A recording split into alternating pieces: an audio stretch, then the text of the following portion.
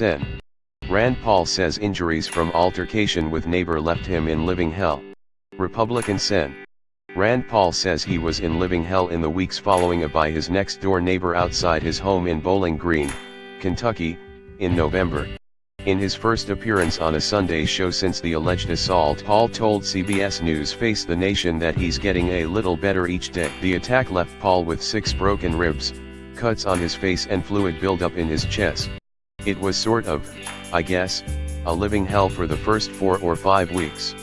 Couldn't get out of bed without assistance, 6 broken ribs, damage to my lungs, 2 bouts of pneumonia. It was really a tough go of it.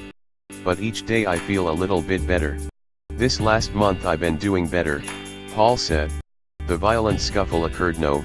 3 at Paul's home while he was doing yard work.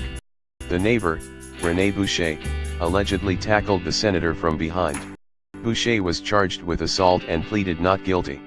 Boucher's attorney told CBS News in November that the attack was not politically motivated, but rather a very regrettable dispute between 2 neighbors over a matter that most people would regard as trivial. Paul told the Washington Examiner that he had not spoken to Boucher for a decade before the attack and that he could not conceive of a motive but that there is going to be a criminal prosecution. But following his recovery, Paul says the focus should not be on the motive of this specific incident attack but on deterring future politically motivated attacks. My colleagues come up all the time, and they want to make sure that there is some kind of deterrent because people don't want to think that it's open season on our elected officials, Paul said.